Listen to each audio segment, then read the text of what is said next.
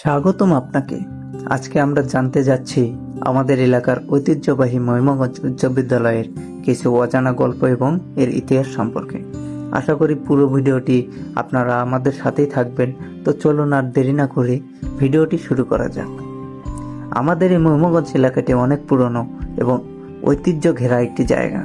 আর এই মহিমাগঞ্জের ঠিক মাঝখানে এলাকার মানুষের মনে শিক্ষার আলো ছড়িয়ে দিতে 1945 সালে তৈরি হয় মহিমাগঞ্জ উচ্চ বিদ্যালয়। তৎকালীন মন্ত্রী আহমেদ হোসেন সাহেবের হাত ধরে এই স্কুলটি প্রতিষ্ঠা পায়। সেই ব্রিটিশ আমলের শেষ দিকে যখন এই এলাকার পড়াশোনার সুযোগ অনেক কম ছিল, তখন সাধারণ মানুষের কথা চিন্তা করে অনেক কষ্ট আর দূরদর্শিতা নিয়ে এই চমৎকার বিদ্যাপীঠটি গড়ে তোলা হয়েছিল। তারপর থেকে আজ পর্যন্ত এই স্কুলটি এই অঞ্চলের শিক্ষার মূল কেন্দ্র হয়ে আছে। আজ প্রায় 80 বছরেরও বেশি সময় ধরে সগৌরবে মাথা উঁচু করে দাঁড়িয়ে আছে এই বিদ্যালয়টি।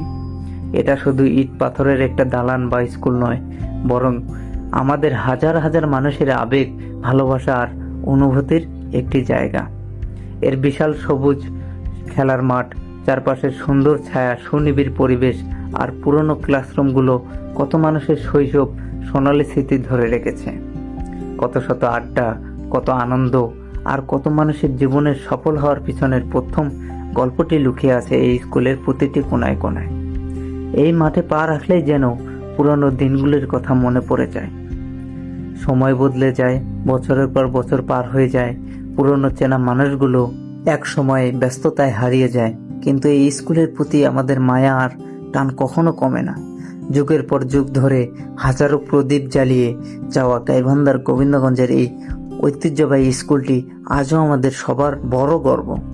দূর থেকে দেখলে মনে হয় এটি যেন মহিমাগঞ্জের বুকে সগৌরবে দাঁড়িয়ে থাকা এক টুকরো জীবন্ত ইতিহাস। তো আজকের ভিডিওটি এই পর্যন্তই। আশা করি ভিডিওটি আপনাদের ভালো লেগেছে। ভিডিওটি ভালো লাগলে অবশ্যই একটি লাইক, কমেন্ট, শেয়ার করবেন। এর পরিবর্তিতে কোন শিক্ষা প্রতিষ্ঠান নিয়ে ভিডিও দেখতে চান অবশ্যই কমেন্টে বলে যাবেন। ধন্যবাদ সবাইকে। আসসালামু আলাইকুম।